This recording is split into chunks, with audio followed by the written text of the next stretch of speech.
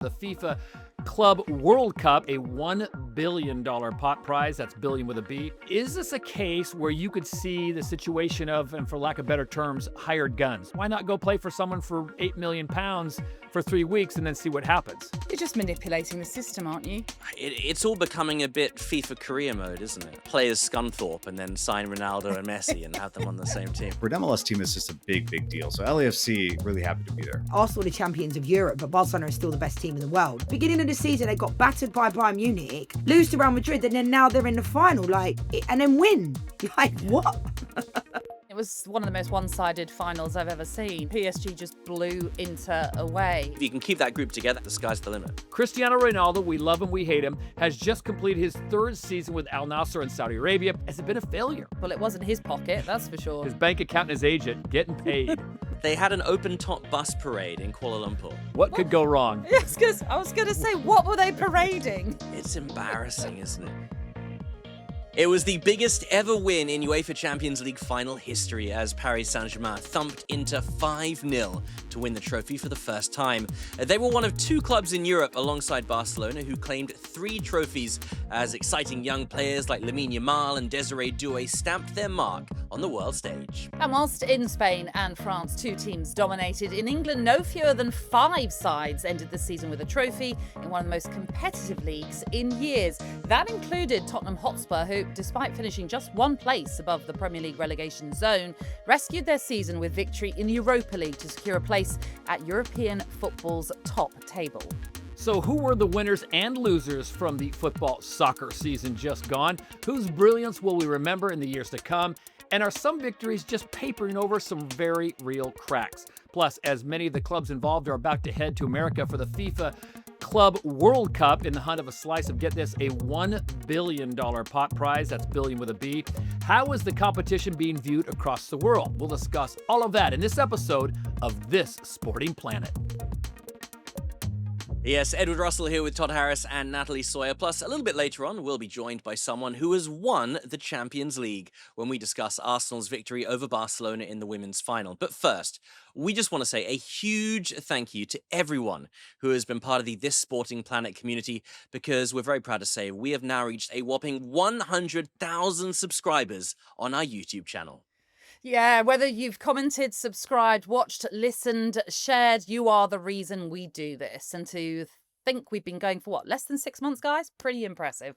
Our goal is simple. We want to create the largest global community of sports fans, and we want it to be a place where your voice is heard too. We love interacting with all of you and hearing your views.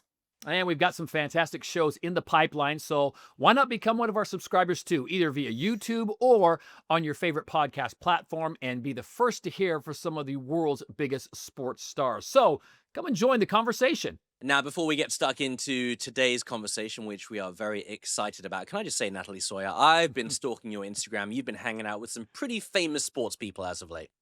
I have. I've been quite lucky. For the last few years, I've been always invited to the League Managers Association end of season dinner. So that's the league managers, who are basically the association that looks after all the managers. So as soon as you become a manager, or even a coach now, there's the LCA, so the League Coaches Association. You kind of get hooked up to this amazing association that helps you with everything from your contracts to health-wise and health checks, things like that. So it's brilliant. But obviously at the end of a season, they like to do their own awards. So it was a lovely dinner to be at. And there was Jurgen Klopp, Jose Mourinho, Thomas Tuchel was there. You know, a whole array of amazing people to be in a room with. And I happened to have a little Jurgen Klopp cuddle at one stage, which was quite exciting, because I've been fortunate to work with Jurgen a few times, and I walked past his table, and it was that thing where we both sort of did a double sort of like look, and oh, I know who that is. And then he got up from his table, came to me to have a little cuddle and a little chat. So that was really nice. I felt pretty special for just one moment, I have to say. So that's probably me name dropping, but yeah, it was a fantastic evening, I have to say. Wow, Jurgen's probably telling his friends, Can you believe I met Natalie Sawyer last night? I know, I think so, yeah.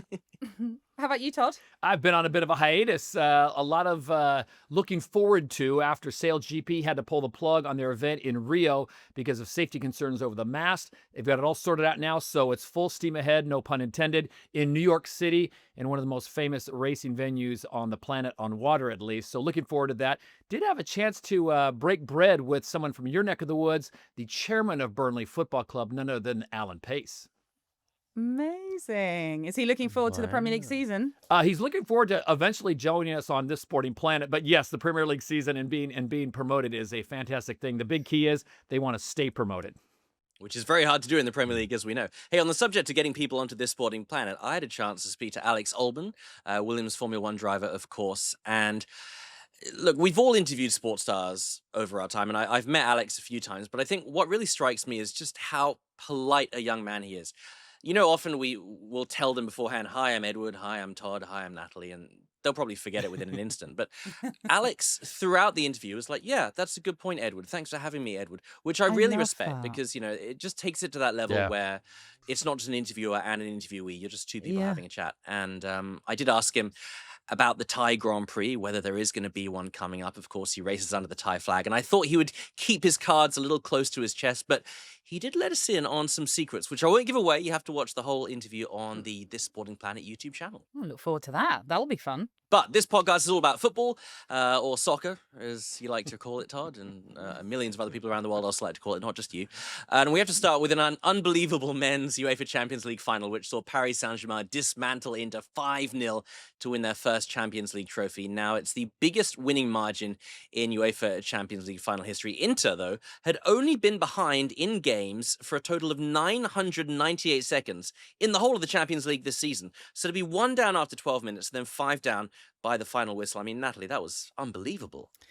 Yeah, I mean, it was one of the most one-sided finals I've ever seen. PSG just blew Inter away. And do you know what I came away with thinking? I thought, crikey, I know France produced some good talent, but my goodness, this France national team, they've got a healthy future, haven't they, with some of these players? So, yeah, and the fact so many of them were so young, you're talking 18, 19, 20-year-olds, and they weren't fazed by the big stage. Oh, it was mightily impressive by PSG. What impressed me the most was they've had so much talent over the years, PSG, and they haven't been able to get it done. And then they cut them loose, and now they bring up these young kids that don't know any better and destroy it. We were out to dinner with friends, and I remember saying to my wife, hey, we need to get home by 8 o'clock because the game's going to kick off. And as we were leaving the restaurant, I could see through the restaurant some of the screens had it up, and they were just doing the player introductions. And, of course, we got to talking with friends a little bit more, and pretty soon I hear people cheering inside the restaurant. I'm like, no one could have scored already. And then 10 minutes later, I hear them cheering again. I go, okay, I've really got to get home. And as I'm passing by, wait, 2-0 already? And it was, 18 minutes into the match. So, yeah, congratulations, PSG.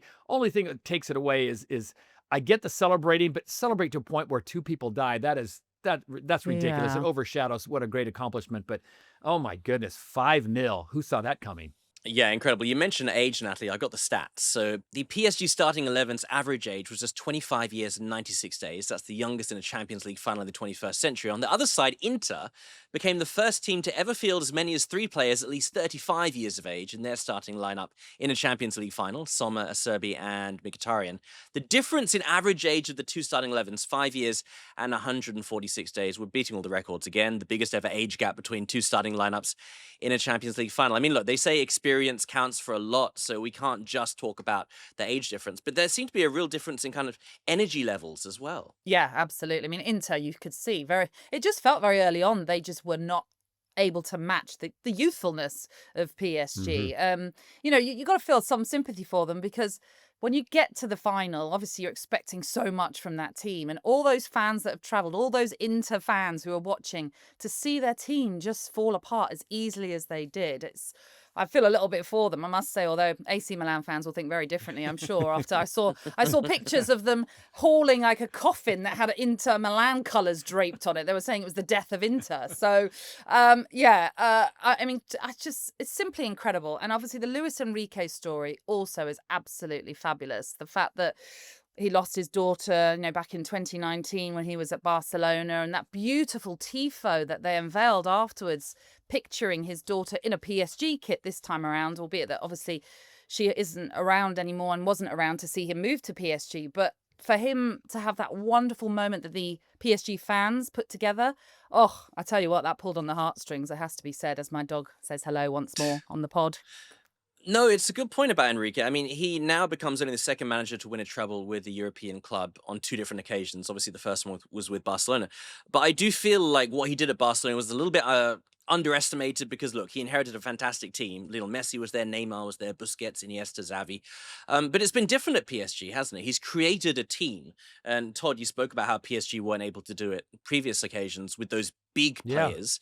Look, they spent a lot of money. Again, I get it. But he's brought in youngsters who are less individuals and more team players this time. It seems like he's more cultivating a culture. And I think that's what really stood out to me. You know, to Natalie's point, it was a dismantling in that match, but it seemed like it was destiny. It seemed like every ball, the deflections went the way of PSG, where, you know, an inch or two here or there, it's a different story. But the energy that PSG came out with, the only thing I could think of, and this is maybe poor placement, but from a military perspective, it was shock and awe. I mean, before Inter really got up and running, they found themselves in a hole already. And I think that was the team that was just, let's just get to the locker room only down 2-0 and see what we can do in the second half. And they came out in the second half, and it was more of the same and then some. I think it's hard to, you sort of mentioned the money aspect as well. It's hard to ignore that it took about 400 million to assemble this PSG side, which is, I think 137 million was how much Inter have shelled out for their starting lineup in Munich. But obviously, like we've mentioned, they've tried and tested some big names, Lionel Messi, Kylian Mbappe, Neymar, for example, and that didn't work. So they had to do something. They had to obviously, you know, go through their academy systems, maybe look around France to see who the next big talents were to sort of bring into the team. But there's something that also really stood out to me, which I don't know if you both have seen it, which was on social media, a video of Enrique having a conversation with Mbappe when he was at PSG. It was just a one-on-one conversation. He's showing him footage of what he expects him to do. And I sort of noted down what he'd said, and it was brilliant what he was saying, because he was expecting more than just goals from Mbappe. He was saying to be a leader, which is what he wanted him to be, you think that you only have to score goals. You are a world phenomenon, he said, a top-class player, but that doesn't work for me. A true leader is when you can't help us with the goals. And I think that is absolutely true, because what he's expecting is you've got to track back. You've got to defend from the front, which is what Kylian Mbappe doesn't really do. That's not his game plan at all. And that's why, in a way, they were probably quite lucky or happy that Real Madrid came in for him, because it meant, well, we could get rid of someone who's been a problem to our team. And just, as we saw from that night in Munich, you know, the front three were fantastic at pressing Inter Milan, causing all sorts of problems. Yeah, Ousmane Dembele doing what Mbappe didn't. And we all know Dembele's had issues with managers in the past as well, but Luis Enrique's managed to get the best out of him. I think Enrique's done some fantastic stuff tactically as well. I mean, everyone was on the Inter side was so intent on double marking Dembele that the first goal was Achraf Hakimi, their right back, basically in the centre forward spot, totally unmarked. And I don't know if you saw it. What I found really interesting, I've never seen this before on a football pitch, and I've watched a lot of football, as you both know. At kickoff, instead of the usual pass it back or pass it all the way back to the keeper and then just start again, the PSG players actually booted it into touch like you would in rugby, as close to the Inter corner flag as they could, just to gain ground. But also what it did is, because you've got to get one Inter guy to take the throw in, it means that PSG have a numerical advantage, and you're now in Inter territory and you're pressing them with a numerical advantage. And that pressure started right at the beginning of the match and it carried right through. Yeah, I think that's awesome. And I love that you brought that up, Edward. In American football, they call that playing for field position. And I think that is something that was so genius. I got to ask you guys, because you're much more football aficionados than I am. Do you think this is a situation where what PSG did is duplicatable? I don't know if that's a word, but is it something that people will be looking at now and saying, we want to do what they're doing? We want to have the same attitude that Luis Enrique's having. We want to have that kind of approach to our players and development, because I think, Edward, you brought up just moments ago, this is a thing that teams are going to look at and say, whatever he did, we want you to do that as our next manager. Develop the academy kids, bring them up, because it saves money. It becomes a culture of wanting to play for the patch on the jersey. And I just thought that PSG, the way they played over that 90 minutes was so impressive. Yeah, I mean, I would say absolutely. There'll be managers, coaches watching on and thinking, quite like the way they're playing. Maybe we can start adapting it. I mean, that's how it all works, isn't it? You go back to Johan Cruyff and his style of football. That's where Pep has learned all of his craft. And now Pep is teaching others how to do it. So, yeah, it's inevitable, isn't it, that when you see a winning formula, because let's not forget, as much as Inter Milan were absolutely hammered by PSG, they are still a very successful Inter Milan team. They've reached the final 2 in the last 3 seasons, albeit that they haven't won them, but they've still got as far as they've got. So as much as it's all about PSG, I don't want to completely discredit Inter Milan either. I think they've just blown away by a really impressive side that most managers now will be looking at and thinking, this has got to be the sort of mantra for what we need to do going forward. Absolutely. And let's not forget that PSG was saved by this new Champions League format because they had the playoff safety net, basically, that gave the big guns a second shot. They had amassed 7 points after 6 games. They would have been eliminated in previous years. And I think what also it allowed them to do was kind of go back to the drawing board a little bit and realize, hey, look, in this first stage of the new Champions League format, we haven't done so well. We've lost to Arsenal, Bayern Munich and Atletico Madrid. What can we do now to turn things around? And we saw that development, which I don't think we would have had under the old format. And it really helped PSG get to the position that, they found themselves in 5-0 up at the end of the final.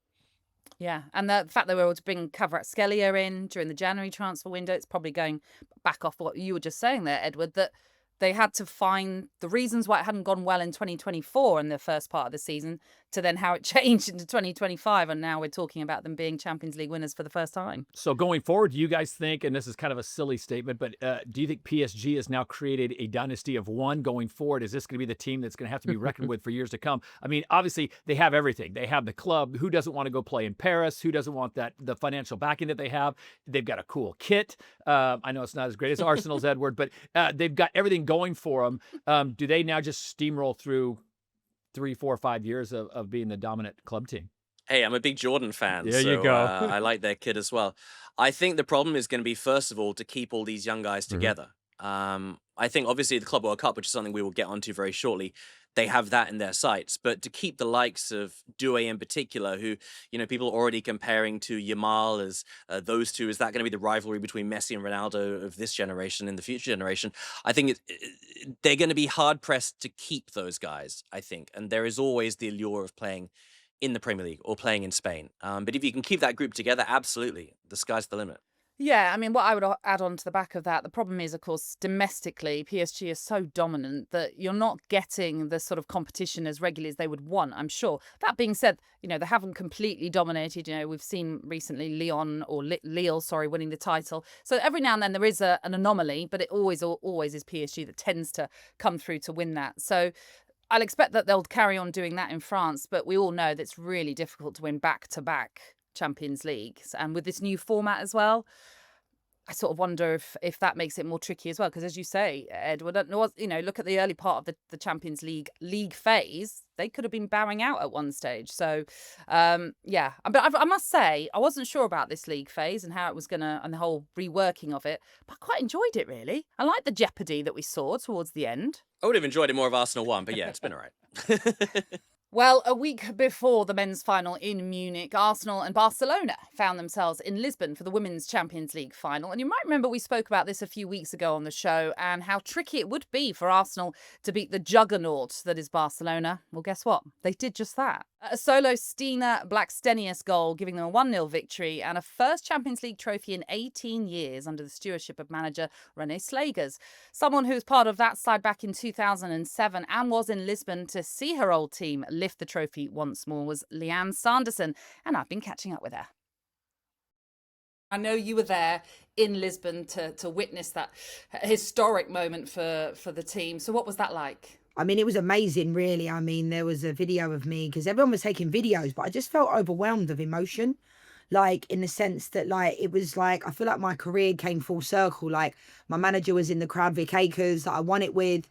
And he found me when I was 9 years old in Southeast London. So there was a lot of it was like my career was flashing before my eyes. And I've said it many, many times, but when England won the Euros, I felt pride. I felt emotional based upon the fact that we played against Germany 10 years before that and we got battered in the final of the Euros in Finland. So I felt this element of pride, but I didn't really feel part of it because of like England and the FA and how I kind of felt like how they made me feel over the years. Whereas with Arsenal, because they make me feel part of the club, you know, our pictures outside the Emirates alongside the Invincibles, they always keep me around, you know, and whether it be with the men's team, the women's team. So I just felt like this real amount of pride and just like, it was almost like I got closure on my career, as crazy as that sounds, because there's a lot of people still at the club that worked there when I was there. And Gary Lewin, like, he was one of the first people I hugged after the game. And that guy is like a legend. I've known him for years. Like, he's been at that football club even since before I was born, you know, and he still looks the same. So, you know, and it was great to see people like that just like love the club. And the fact that Arsenal did it again, and we did it in 2007, and like no one thought it was going to be Arsenal, did they? They thought it was going to be Chelsea. Let's talk about how Arsenal did it then on the day in Lisbon, because I think the last time we spoke when we were looking ahead to this, I think most people thought Barcelona, as my dog appears as usual on the podcast, most people thought Barcelona would get the job done. So how did Arsenal do this? I mean, let's be honest, like Arsenal are the champions of Europe, but Barcelona is still the best team in the world. Like, they're my favourite team to watch. They're incredible. And I think they've kind of got forgotten about since Arsenal won it. So I want to give them their accolades, because people keep saying, oh, you know, they didn't play well on the day. Like, they completely dominated possession. Arsenal defended. It was a defensive masterclass from Leah Williams and Steph Catley. The whole back five were incredible. And I think Barcelona haven't really played against Arsenal. So it was almost like against Chelsea, people can say, oh, you know, Chelsea got beat. How does that even work? Chelsea got beat 8-2 on aggregate over 2 legs. They win their 6th consecutive WSL title. And then Arsenal, it's a final. Anything can happen. So for me, defensively, Arsenal were unbelievable.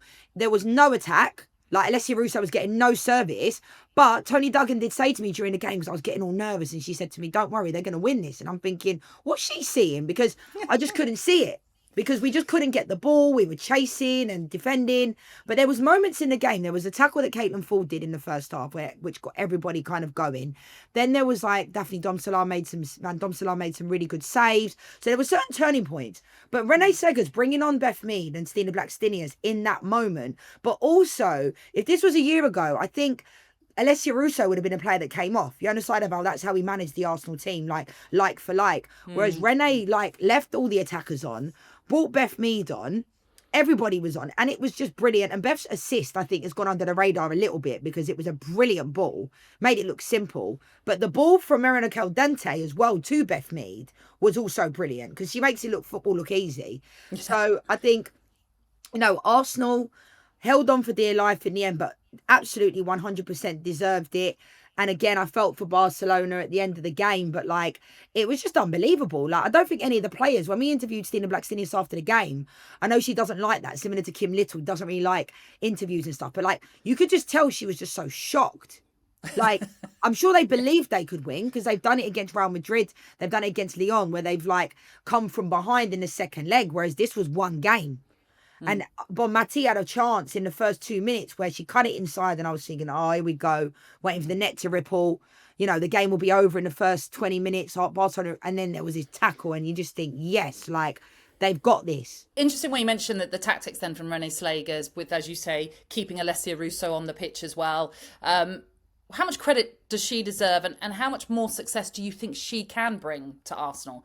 Oh, she's just amazing. Like, I can't even speak highly enough of her. I think I said it on the show before. Like, she was actually at the Arsenal Academy when I was in the first team. I think we're a similar age by about a year. And like, I think she just gets it. And from what the players say, I mean, when someone's managing you and you're doing well, you're never going to say, oh, I don't like this, I don't like that. But I think what I see is like a facilitator that doesn't overcoach, and is a good person, is a good communicator, is fair. And I think that's what's been missing from the women's game for a long time, where, you know, there's this whole, you can tell when someone swallowed the coaching manual. And as players, you don't want that. You just need someone to kind of tell you, be honest, why you're not playing or what you're doing well. But at the same time, I think Renee, the players like her. And I think she's, from what I've gathered and from what the players have said in interviews and from what they've told me, she's just composed, calm, you know, she's not a shouter. But the players say she's fair, and you can see that. Vic was like that with us. You know, we had the best players. We didn't need someone to tactically do all this and that and the other and XG and all that type of stuff. It's like, what do I need to do to be at my absolute best? And I think Renee does that in an incredible way. And, you know, she lost her voice after the game at the parade. Like, I mean, what a turnaround. Like, beginning of the season, they got battered by Bayern Munich, lose to Real Madrid, and then now they're in the final, like, and then win. Like, what? Just in terms of, I mean, I remember going back to when the Lionesses won the Euros, and I mean, I was emotional after that, just thinking about what this means for the game going forward. Likewise, I have no affinity with Arsenal women, but again, I got really emotional about it because I just thought more about the encouragement for young girls and how this is just going to hopefully pave the way once more. Do you think this can act again as another inspiration? 100%. I mean, even just when I was at the parade, like seeing the little like girls with their dads, you know, it was like fever pitch when Arsenal won it back in the day, and it felt like there was people outside, you know, on their balconies. Some lady was doing her gardening and said to me, "Oh, the girls got a parade today." Like, it was just a really joyous occasion, similar to the final at Wembley when the girls won it, you know, and all the games that they had along the way. It was like such a joyous occasion. Now I think there's more pressure in the women's game, which will come with success. But I do think, you know, overall, everyone knew our Arsenal. They always associate Arsenal Football Club with our success. They still think, a lot of people that don't watch women's football still think we are the best team because we used to be. You know, Chelsea are the best team now. But I think it's a bigger picture here. Like, Chelsea struggled to sell out Stamford Bridge. You know, they struggle to bring in a big crowd, but it's because the groundwork has been done from Arsenal for so many years. But I do think, you know, Arsenal can't do any more. The fans can't do any more. But I do think globally for women's football, England, like, we are a force to be reckoned with. Since the Lionesses won the Euros, like America, we struggled to beat them when I was playing. Germany, we struggled to beat them. Now these other nations are thinking, actually, the Lionesses, like, they've got good players. Do you know what I mean? But I still think, you know, teams like Spain, for me, are the favourites. And at the Euros, you know, the Lionesses, like, it's a difficult group. But I do think, and they're playing Spain. I said, I'd rather not play against Spain now, because if I was Bon Mati, I'd be coming for revenge ASAP. Fabulous to hear from Lianne, and I spoke to her on a wide range of topics, including her thoughts on the men's UEFA Champions League final and the way that the domestic leagues finished across Europe too. You can watch the full chat over on this Sporting Planet's YouTube channel. An amazing, amazing afternoon it turned out to be then for Arsenal women. I mean, obviously, inevitably, Edward, I'm going to come to you first because the men's side let you down, but the women's continued to do brilliant things. That's right. Yeah, thanks to the women for showing the men how to properly do it. I can now still legitimately say Arsenal are champions of Europe, and no one can say that I'm wrong. But yeah, what a win it was. As Lianne said there, I think Blackstenius and Mead coming on as substitutes really changed the game because at 0-0 Barcelona were in the driver's seat. And it's incredible, isn't it? For the first time since 2015, when Eintracht Frankfurt lifted the trophy, a team other than Lyon or Barcelona has won the competition. And it just goes to show that, you know, anything can happen in football. And also ahead of the new format of the Women's Champions League, which is going to be kind of like the Men's Champions League from next season. All those other teams, the likes of Chelsea, who absolutely dominated the domestic season in England, must be thinking to themselves now, hey, if Arsenal can do it, especially in this new format next year that gives us more opportunities, you know, it's anyone's game. Yeah, I mean, that's something I put to Lianne as well. And she echoed that Chelsea are just going to be looking on with envy because it's the one trophy that's eluded them. But then again, they'll also look at PSG and think, well, PSG did it in the men's one, so maybe it's about time we can do it next season around. But one of the stories, obviously, with Todd, that we honed in on with Lianne was about the inspiration that a victory like this can hopefully pave the way for. I mean, Arsenal are a club that have done it right for so very, very long when it comes to the women's team, playing at the Emirates like they do now.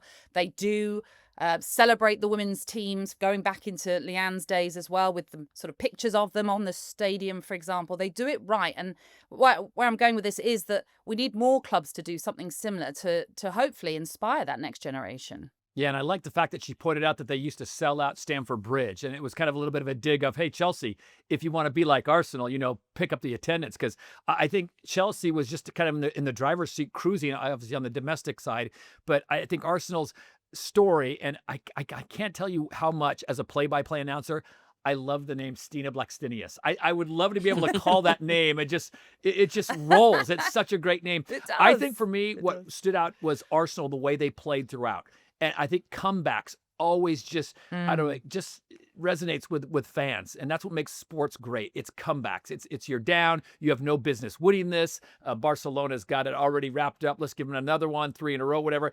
And it's Arsenal that comes back. And I somewhere in the world I knew Edward was smiling. So Stina Blackstenius, tip of the cap to you. Let's just have a quick run through of some of the other stories that have stood out from the football/soccer season that just finished. And I will begin with an always compelling Ronaldo take. Now, Cristiano Ronaldo, we love him, we hate him, has just completed his 3rd season with Al Nassr in Saudi Arabia.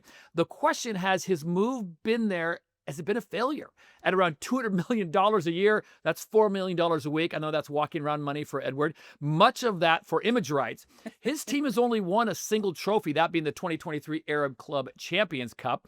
And there's a lot of discussion about whether he'll move to a side playing in the Club World Cup, something we'll discuss shortly. But I just feel like he's a bit of a lightning rod, Cristiano Ronaldo. And let's not forget, he is getting a little bit older, but he is still, as we say in the States, still getting paid.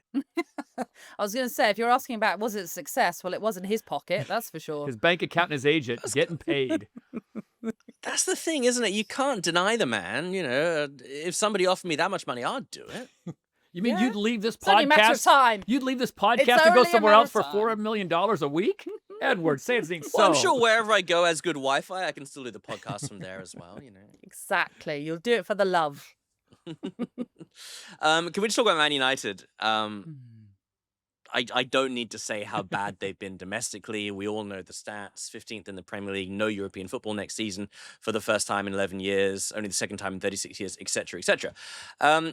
But just after they finished their final Premier League game, they headed out to my part of the woods, Southeast Asia. Literally just got on the plane straight after. So there was no choice. Even the players who were injured, the likes of Christian Eriksen, had to get on the plane anyway. It was a big commercial engagement. But they played a couple of matches over here. First of all, against a team called the ASEAN All-Stars, which was hastily assembled a couple of weeks before. And look, no disrespect to the players who played in that.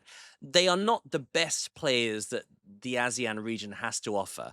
And yet they beat Man United 1-0. And this wasn't just, you know, a Man United full of young players. To be fair, actually, the young players are better than some of the older players. But they had the likes of Andre Onana, Harry Maguire, Ugarte started, Højlund started, Fernandes, Garnacho, Ahmad all came on at half-time. So this was the proper Man United side. They got beaten by a team of players who aren't the best in the region, who had just come together for this one-off game, and they were booed off the pitch by their fans, which takes some doing in this part of the world, because if you've been to Asia, you know how fervent Man United fans are here. I've got to say, the love for Man United is huge, so for them to turn on their own club is a big, big deal.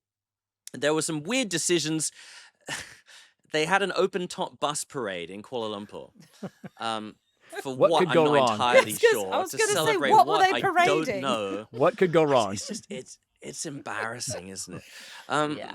But look, the players didn't want to be there. I understand that. You can tell it on their faces, and in fact, there were some middle fingers shown by the likes of Ahmad and Garnacho and Ugarte. Ahmad came out and said that it was to do with some insults around his mum, but Garnacho in particular just looked like he didn't want to be there. Sunglasses on the whole time. He refused to engage with fans. Apparently he was pushing fans as he made his way outside of the stadium.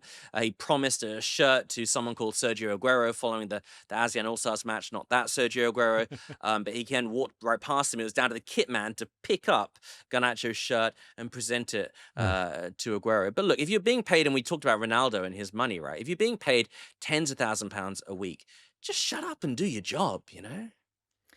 Yeah, I would agree with you. Although what I would say for some of those players who have made it either clear they don't want to be there, or we know they're leaving, like a Christian Eriksen, why take them? Just take the core of the group that you know are going to be there next season. And Garnacho clearly wants out. It's suggested that he's going to be leaving as well. It was never going to go well when you already have a toxic environment. And for it to be a post-season tour, which of course they're going to have a pre-season tour too, but Yeah. I don't know. I think apart from making money, which is it was all about, it wasn't right for building of the right environment within that team, I don't think. I feel like Manchester United is the equivalent in American football, American professional football, NFL, to the Dallas Cowboys.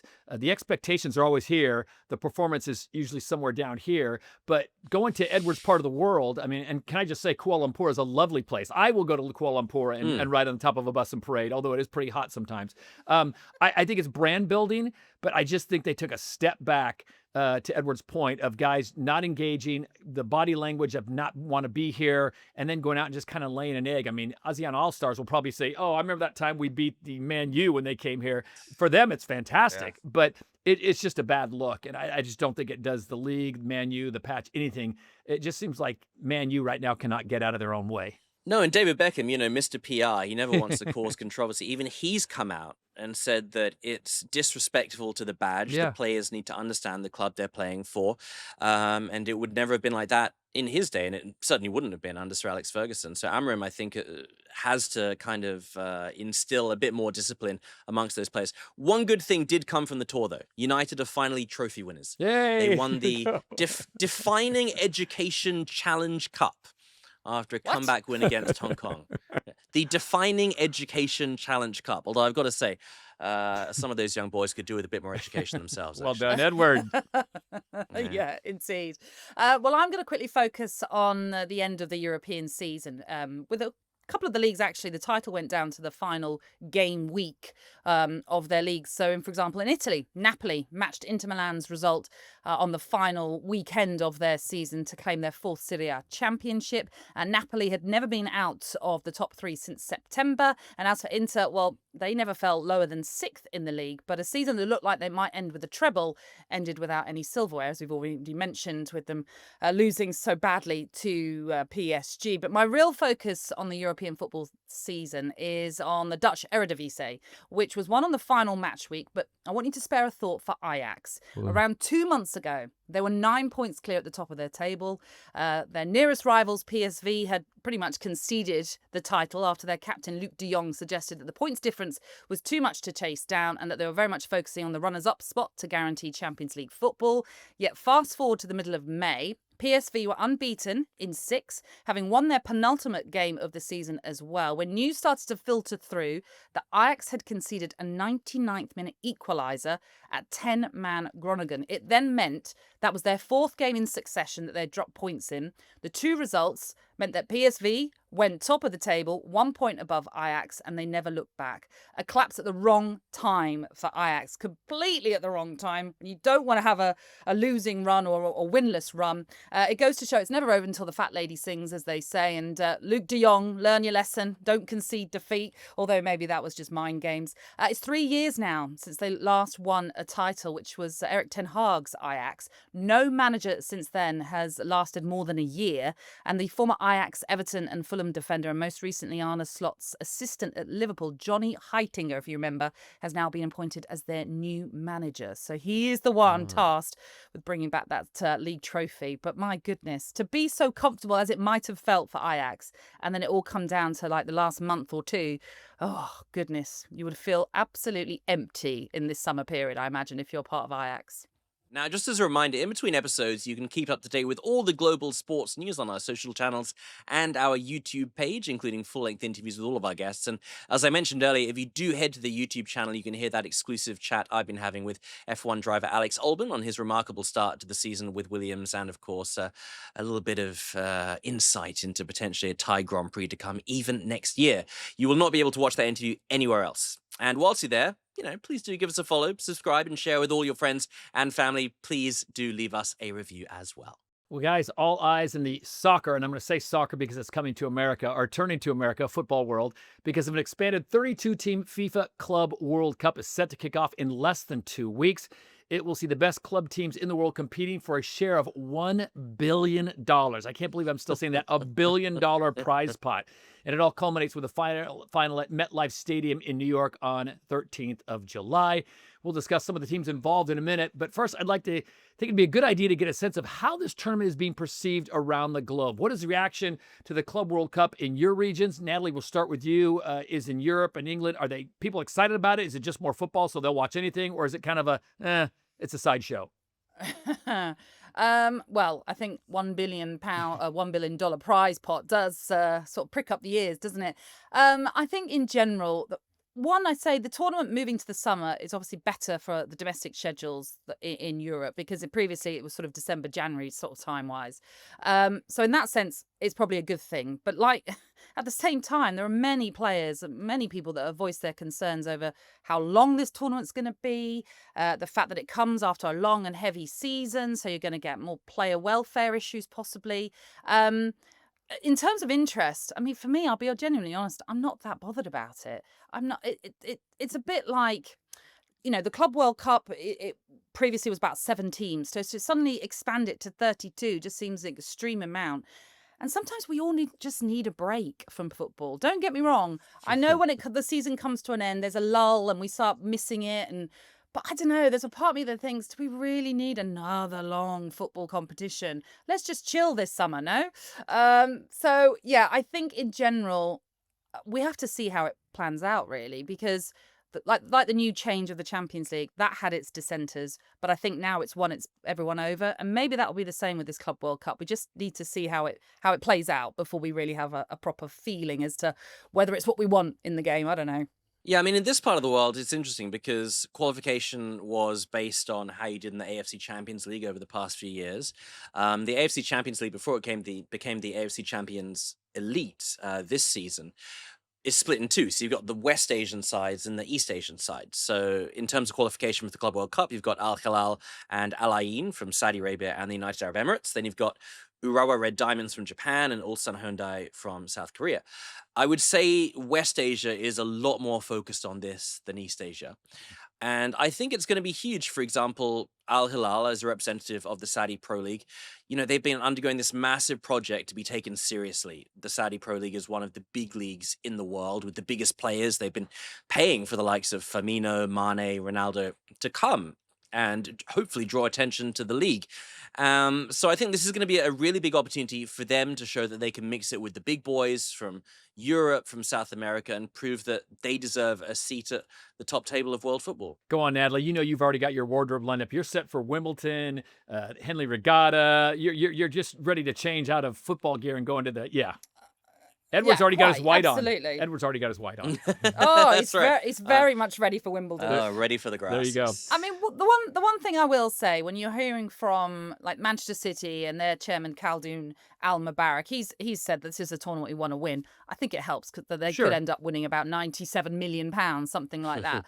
But he's also said that this tournament, they're looking at it as the beginning of a new season. It's sort of not a continuation of last season, which, as we know, by their standards, wasn't particularly great. So maybe it is a chance for sides to just refocus, rebuild, start again. Maybe that's some of the positives you can see. But equally, someone like a Kevin De Bruyne has spoken out and said, because he was asked if he could go out with Manchester City, but he's like, well, I'm not going to go because my contract runs out at the end of the month. And what if I get injured? That hampers any potential move. So again, that is an issue with the timing, with contracts coming to an end. I know Gianni Infantino has said we could try and manipulate certain contracts so that Cristiano Ronaldo would come out on loan.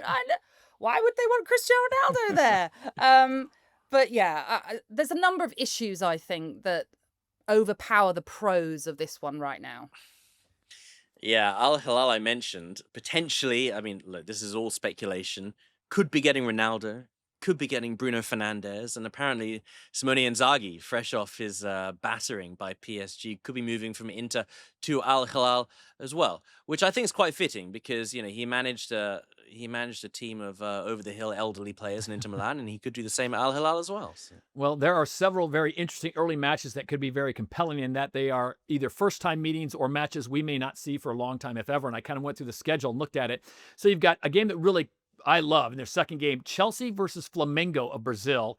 I think that could be very interesting in Philadelphia. Of course, Inter Miami taking on Porto in Atlanta. I like the look of that one. And this one kind of jumped out at me, and I think it could be a sleeper.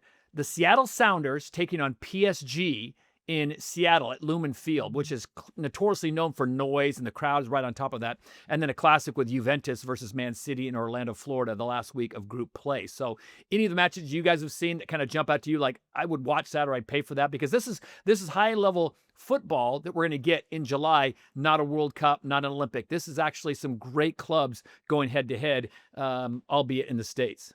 Well, I quite like the opening game, which is Inter Miami against Al Ahly. And Al Ahly boasts the biggest fan base Yeah. in Egypt. They're one of the most popular clubs in Africa as well. They've just won their third consecutive Egyptian Premier League title, which is their 45th championship title as well, which is some like 30 odd titles more than the next best. I think just to see how they are going to compete. I mean, I must say, they've been in the Club World Cup before. I think they've come away with 3 or 4 bronze medals before. I just think to come up against someone like Lionel Messi and Inter Miami, just in itself might be quite intriguing, quite exciting for some of those players who might want to just go there and make a mark. And I suppose, again, going back onto the pros and cons of it, some of those players who are playing in these clubs and in these countries and continents that we might not know as much about, it's a chance for them to shine. It's a chance for them to show what they can do. And you never know, they might get a move off the back of it to some big club. So yeah, I find that one quite intriguing, I must say. Well, I'm going to be waking up at the crack of dawn to watch any match that involves Auckland City. Oh. Now, Auckland City play in New Zealand's semi-professional 12-team Dettol Northern... Yeah, they're sponsored by Dettol. Only clean football. The Dettol Northern League system, as well as the Oceania Football Confederation Champions League. They are the only amateur club taking part, having won the last 3 editions of the Oceania Champions League. Not to be confused with Auckland FC. Auckland FC are fully professional. They play in the A-League, and they almost won the entire thing this time around. Auckland City will be competing in Group C. They'll take on Bayern Munich, Benfica, and Boca Juniors. Now, the Navy Blues, as they're known, play in a 2,500 capacity stadium. They'll be playing Bayern in the 26,000-seater TQL stadium. So a bit of a sea change for them, I think. But one thing that might play into their advantage, back in the old format where there were 7 teams, Auckland City, because they played 11 times in this Club World Cup, they'd play a one-off game, they would probably lose, and then they go straight home. Because now they're guaranteed in this group stage at least 3 games, maybe they'll have time to get up to speed and bed in a little bit, and we might see some surprise results. Who knows? To find out a bit more about how this tournament is being viewed in the USA, I decided to rope in the help of Felipe Cardenas, senior writer at The Athletic, covering international soccer/football, and here is some of our chat. What were your initial reactions when you heard the announcement of this expanded FIFA Club World Cup tournament? Well, I mean, as a fan of the sport, I was intrigued. I think as a journalist, you're skeptical because if you follow football and you follow soccer, you know that the calendar is so congested. The players at the elite level, at the highest level now, are playing more games than they ever have, and it's not going to slow down. So I think when they created the tournament, when FIFA created this tournament and put it in the summer of 25, there were a lot of questions like, is this the right moment for it? You're a year away from a World Cup that's also going to be hosted in the United States. Is it a run up to that World Cup? Are the teams and the top players going to be really interested and play to their top level in a Club World Cup? So those are my initial thoughts. I still have a lot of those, but I've got to admit, I'm really looking forward to covering the tournament. I think it's going to be a fun one. As Americans, we both understand that this is actually kind of a good time of the year. I don't say it's a dead time on the sports calendar, but you're not dealing with the NFL. The NBA's wrapped up. The NBA draft is wrapped up. It's kind of mid-season for Major League Baseball. Do you think American sports fans are taking notice of this tournament, which is now less than 2 weeks away? I think the fans that are big soccer fans that follow the Premier League, that have their club, or even the countless, the thousands of millions of fans that follow Real Madrid or Manchester City, these big clubs that have big fan bases in the US. Anytime they come and play here for a summer friendly, they sell out. They sold out the big house in Ann Arbor. I mean, it's pretty incredible what those teams draw. So I think those fans will be engaged. Is the casual fan interested? Is perhaps the fan that only follows international soccer, that is only a fan of the US men's national team or the women's national team, will they engage?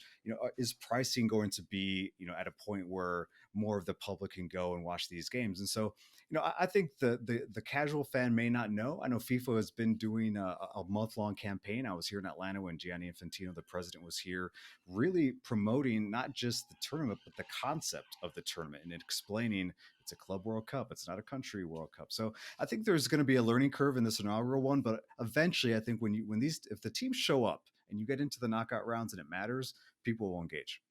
You've been around the sport for a long time, and you've covered it for a long time. Do you think we're going to see competitive matches between, say, some of the big European big hitters that you talked about and some of the smaller teams that are just happy to be there? Yeah, that's still the big question. I think the teams that are under the radar that perhaps have qualified through the Asian Federation or the African Federation, and certainly the South American clubs, they're viewing this tournament as a big, big moment for them. The Right. South American clubs who right now have, their ego as an all-time high. They are the confederation where the current World Cup champion Argentina resides. That is always a very interesting bit of a political and competitive battle with Europe.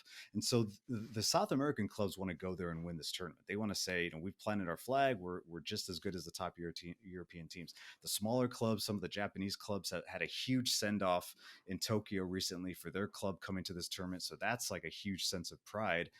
Will the big teams, Real Madrid, Man City, PSG, who again, we just finished a European Cup final, winning the Champions League, do they have the legs, the energy, and the commitment to this tournament? The money's there. That's why FIFA has gone out of their way to make this a $1 billion tournament. So that is still, I think, a big question, Todd. In the early rounds, will we see rotation from these big clubs as they save themselves for the knockout rounds? And what will that look like in terms of competitive play? All right, who wins the whole thing? Or I'm going to give you a chance. Give me your top 2 teams. Even you can give me your final 4 if you want, but the 3 or 4 teams that you think are going to be there when the real money's on the line. All right, not knowing exactly the matchups, but I do think PSG, you've got to put them up there. I think they're one of they are the top team in the world, 100% after that Champions League final where they routed Inter Milan 5-0. So I've got PSG. I think River Plate out of Argentina is a team that is going to surprise people that may not know much about South American football. Obviously a very, very big brand along with their rivals, Boca Juniors. Both of those clubs are in this tournament, but I think River Plate, the stronger side. So I'll say River Plate. From Brazil, I think Flamengo's an interesting team. Palmeiras, another one. I'm going to say Palmeiras, which is in Inter Miami's group. I think those 2 teams will get out and Palmeiras will move on to the Final 4. And listen, if Man City and PSG don't have to meet anywhere in the middle, you would think that Man City will be up for this. I think with not winning the Premier League, being dumped out of the Champions League, there are some big clubs where this is it. This is your trophy for 25. And I think Man City will be one of those clubs that will really go for it. Felipe Cardenas, we'll be reading all your great work on The Athletic as you cover this tournament, and we appreciate you joining us on This Sporting Planet. Thank you, Todd. And our thanks to Felipe as ever. You can hear my full chat with him over on This Sporting Planet's YouTube channel. So, a lot to digest there. Natalie, start with you. Is this a case where you could see the situation of, and for lack of better terms, hired guns? People coming off of a contract. I've got a window. Hey, why not go play for someone for £8 million for 3 weeks and then see what happens? Well, I think if Gianni Infantino had his way, then yeah, of course. Because he wants the biggest stars there. Right. So it kind of makes sense. But equally, I mean, obviously you're going down some huge legal ramifications and the clubs that, I can only imagine this will only affect players who are coming to an end of a contract rather than players who are still within a contract, because otherwise that their parent club, no way you're going to risk one of their star players going to the Club World Cup for just a short space of time where they could pick up an injury, like we've mentioned before with Kevin De Bruyne saying it. I think what you can see is what was already happening. We've got a bonus transfer window already in place. It's only open for 10 days or so that clubs within the Club World Cup can strengthen, although any club can strengthen during this period too. And that's why Real Madrid paid £10 million to get Trent Alexander-Arnold out of his contract early, because his contract was going to end at the end of June, but they were so keen to get him to Real Madrid for this Club World Cup that they were happy to pay 10 million, and 10 million against 100 million pounds that you might win. You're going to take that risk. But ultimately, guns for hire? Oh, I'm not sure. Not sure how I feel about it, just because I think you're just manipulating the system, aren't you? And it's all to the benefit, for me anyway, all for the benefit of FIFA at the end of the day. And I'm not sure I want that to happen. I think it works for free agents who don't have a parent club and don't have anywhere else to go. Sure, like Jamie Vardy, he's finished with Leicester. He's not doing anything. He hasn't signed for a new club as of yet. Sure, earn a lot of money, go play at the Club World Cup for Auckland City for a bit. Well, actually, they probably wouldn't be able to afford him, but a bigger club. And then once that finishes, get on with your life and go to the club that you were going to join straight off the back of Leicester. So I think that works. Yeah, but it's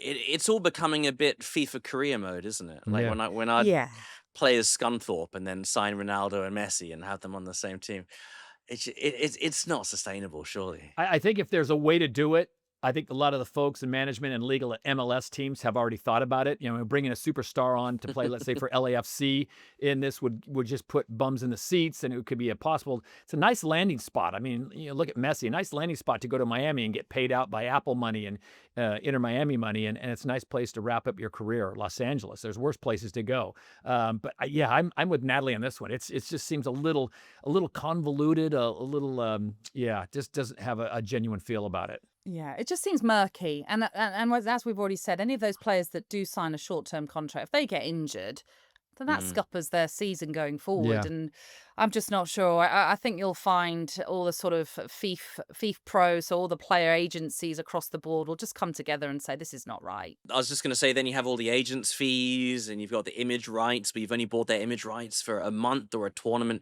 Yeah, it gets very confusing. Yeah, so I guess the question for you guys is this being taken seriously? I mean, there's some discrepancy as a talent level, obviously. Edward brought that up.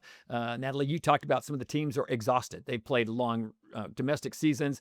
They've had Europa. They've had Champions League. Some of them are just like, I'm done. I need a little bit of a break. Are they going to take this seriously, do you guys think? Edward, start with you. Or is this going to be just a bit of a sideshow? The Americans love it. Nice hors d'oeuvre getting ready for the World Cup.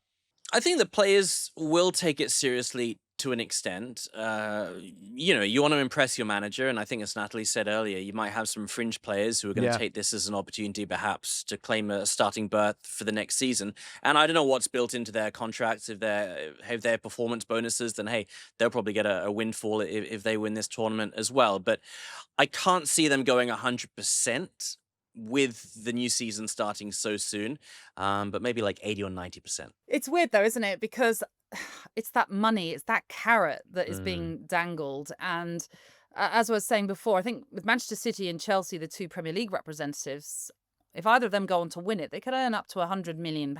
So you imagine the bonuses within that would be massive. And if you compare that to the 2023 Club World Cup, the prize pot was only 16 million. So it's blown it out of the water. And I wouldn't be surprised if clubs are sort of saying to their players, we really need to win this one. It really helps us if we win this. What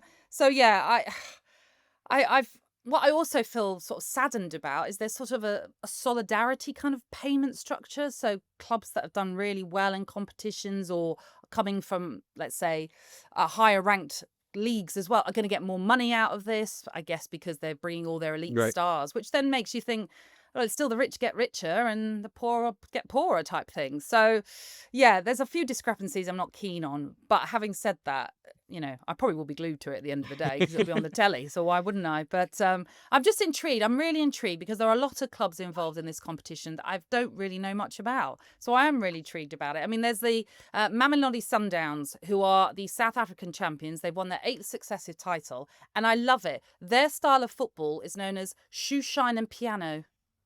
No idea what that means. Which is kind of like it's basically tiki-taki type football. Wow. That's how it. But one of their previous coaches referred to it as shoe shine and piano. I quite like it. I can see them doing those celebrations if they score. No, but I'm interested, Todd, in the US, how is this being perceived? Does anybody care? Obviously, this is a precursor to the World Cup, and they're hoping this will drum up some enthusiasm for soccer. Is it going to do that, do you think? I love the way you say soccer. I think it is. It's on the back burner right now because as the time of this recording, you've got the NBA Finals starting up. You've got Oklahoma City taking on Indiana Pacers. You've got the Stanley Cup Final, which is now starting up. You've got Florida taking on Edmonton. A lot of interest in that. You're coming to the midseason of Major League Baseball, so the All-Star break's coming up as well. So it's out there. It's just not on the front burner right now, and I think it's going to take a few more weeks until it is. I think when the teams start arriving in the U.S. and you start seeing, the video that we'll get of teams at airports coming in and the superstars of the football world on U.S. soil, it'll be a bigger deal. And I think it's at a great time. That's one thing I do think they did well. They picked the best time to do it in the States because July is kind of quiet. There's a week or two in there that really nothing is happening. You've got the All-Star break for Major League Baseball. But other than that, even the NFL is kind of quiet. So NBA is quiet. The draft will be over. So they kind of get center stage. But Natalie, unfortunately, you teed it up, so I'm going to come to you first. This is why you get the big money prediction time. You look at the teams in your region. Edward, I'm giving you fair warning right now. Look at the teams in your region, and if you want to lean on that, Nat, who do you like? Who's going to walk away with the big dollars? Well, first of all, I was going to say, and I know you said July is often quiet. I guess that is in a sporting context because otherwise you just get an influx of tourists. I mean, that's where we all go, don't we? In July, do we go to America? Goodness me, it's very difficult to look past any of the European sides. I have a feeling PSG might be a little jaded with all of their celebrations, so I'm not going to back them. But I sort of think I'm really intrigued to see how Xavi Alonso is going to get on at at Real Madrid, I should say, taking over as he has done, bringing in Trent Alexander-Arnold, as I've said, paying that contract off early to get him in, kind of tells you they're taking this one seriously. So I'm going to go for Real Madrid, I think. Probably, I mean, it's not way out there, is it? It's Real Madrid. But way to go out on a limb, Natalie. I know. Well, you said take a look at the teams in your region. I'm going to be honest, Todd. Nobody from Asia is going to win it. I think PSG will. I totally get what you're saying, Natalie, that they're going to be a little bit jaded. But, following the Champions League victory, Luis Enrique was straight on the microphone saying Club World Cup will be the cherry on the cake after the treble success. And I think they're going to take it seriously. And I think he's got the players. We talked about the fact they're also young, who've got that drive and got that engine to get through another tournament. So they're my favorites to win, I think. I'm kind of with you guys in that I think the European teams bring in so much talent and depth that even if their superstars aren't playing, 70, 80 minutes a game match, they're going to bring up a lot of young talent, which is still maybe better than some of the talent on the starting lineups for MLS teams. But for some reason, I've got a feeling that the South American teams are going to do well. I like that Brazil's bringing 4 really good teams with Palmeiras, Flamingos, Fluminense, and Botafogo. And I like the Mexican teams. I think Pachuca, Monterrey could make some noise. If I had to pick a dark horse, I'm going to go with LAFC. Just because they barely got into the tournament. Are they riding some momentum? Are they going to do something special? We shall see. But I just don't know if they have the horses to go deep with the European teams. So that's where I'm sitting. All right, so screen record this and play it to us at the end of the tournament, and we'll see how we go. That is it for this episode. When we get it hopelessly wrong. Well, yeah, exactly. Hey, at the time of recording, they sounded like good predictions, okay? Anyway, that is it. Make sure to subscribe to the show via your favorite podcast provider so you never miss an episode, and make sure to leave us a review as well. Plus, if you're watching this on YouTube, get involved in the discussion in the comments. We'd love to hear your thoughts on everything we discussed in this podcast. There's so much to look forward to in the next few weeks, including the Lions tour, in the rugby. There's also golf and biggest tournaments like the men's and women's opens and the Ryder Cup as well. We'll be back on Wednesday, the 18th of June, discussing all of that. But until then, from myself, Edward and Todd, and the whole This Sporting Planet team, thank you for listening.